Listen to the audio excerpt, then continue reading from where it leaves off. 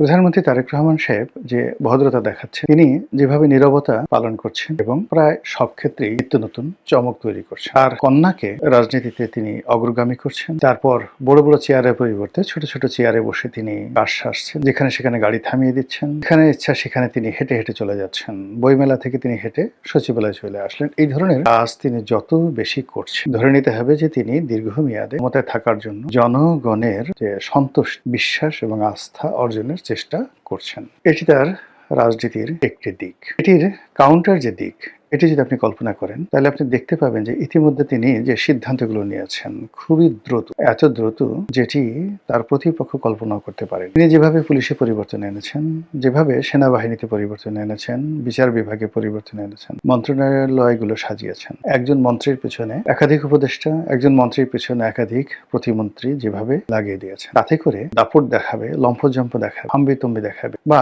মন্ত্রীরা খুব ক্ষমতাধর হয়ে পড়বে মনে হচ্ছে না। অবস্থা দৃষ্টি মনে হচ্ছে কঠোরতার দিক থেকে তিনি আলাউদ্দিন খিলজির নীতি অনুসরণ করেন। আলাউদ্দিন খিলজি, সম্রাট আলাউদ্দিন খিলজি এবং গিয়াসউদ্দিন বলবনকে বলা হয় ভারতবর্ষের ইতিহাসের সবচেয়ে কঠোর শাসক। তারা তাদের পুরো রাজত্বকে গোয়েন্দা নেটওয়ার্কে আবদ্ধ করে ফেলেছিলেন এবং তাদের মন্ত্রীরা একে অপরের বাসায় দাওয়াত পর্যন্ত খেতে পারতেন। তাদের পারস্পরিক মেলামেশা বন্ধ হচ্ছে, এরকম একটি অবস্থা, এবং তার সুফলও তারা পেয়েছিলেন। আবার অন্যদিকে তিনি যে বিনম্রতা দেখাচ্ছেন, ভদ্রতা দেখাচ্ছেন, এটি দিল্লির শাসক নাসিরউদ্দিন শাহের মতো। আপনারা জানেন গিয়াসউদ্দিন বলবনের মেয়ের জামাই যে দিল্লির সম্রাট নাসিরউদ্দিন শাহ নিজের হাতে রান্না করতে গিয়ে হাত পুড়িয়ে ফেলতেন। তার স্ত্রী একটা দাসী চেয়েছিল, তিনি সেটা দিতে পারেননি, বললেন যে ঠিক আছে, তুমি যেহেতু রান্না করতে পারছো না, আমি রান্না করবো। এরকম নরম প্রকৃতির মানুষ ছিলেন। তো তারেক রহমান সাহেব তার চরিত্রে দিল্লির বাদশাহ নাসিরউদ্দিন আর একই সঙ্গে গিয়াসউদ্দিন বলবন এবং আলাউদ্দিন খিলজির কঠোরতা তিনি অবলম্বন করছেন। তিনি অবস্থার দৃষ্টি মনে হচ্ছে তার অতীতকে ভুলেননি, যার সঙ্গে তার ভালোবাসা ছিল, বিশ্বস্ততা ছিল, এবং এই ভালোবাসাগুলো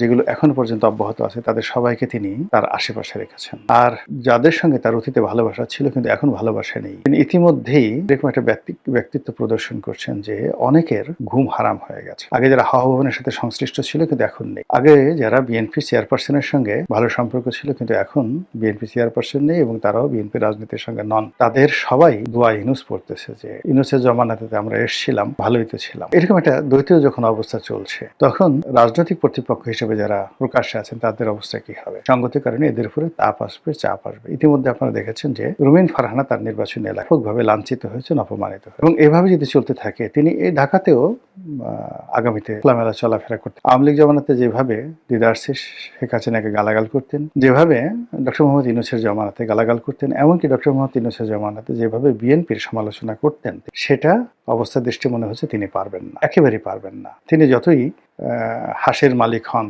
হাঁসকে আদর করেন, যতই তিনি রায়বাগানী হন, রাষ্ট্রশক্তির সঙ্গে আসলে পারা যায়। আর তিনি এমন একটা অবস্থায় পৌঁছে গেছেন, সব কথা, তিনি আমার খুব স্নেহভাজন ছোট বোন, সব কথা বলা যাবে না, তিনি খুব ভালো করে যান। তার ব্যক্তিগত জীবন, তার পারিবারিক জীবন, তার রাজনৈতিক জীবন বিএনপির সাথে এমন জটিলতা তৈরি করেছে, সেই জটিলতার সঙ্গে অনেক কিছু জড়িত, এটি তিনি রাতারাতি সমাধান করতে পারবেন, মরে গেলেও তিনি সমাধান করতে পারবেন। আজ জাহিদকে, ডাক্তার জাহিদ, যে তাকে যে মন্ত্রী পরিষদে নেওয়া হলো, উপদেষ্টা মন্ডলীতে নেওয়া হলো, মূলত রুমিন ফারহানাকে অপমান করার। আপনারা তো সবাই জানেন যে ডাক্তার জাহিদের সাথে রুমিন ফারহানার যে একটা স্ক্যান্ডাল, এটি নিয়ে মানে রুমিন ফারহানা বা জাহিদ কেউ কোনো কথা বলেন, কিন্তু এই স্ক্যান্ডালটা সারা বাংলাদেশে মশহুর হয়ে গেছে। তার প্রেক্ষিতে রুমিন ফারহানা নদীর ওপারে আর অপর পারে জাহিদকে যখনই তুলে ধরা হলো, হিমালয়ের চূড়ায় বসানো হলো, এটা রুমিন ফারহানাকে অপমান করার জন্য।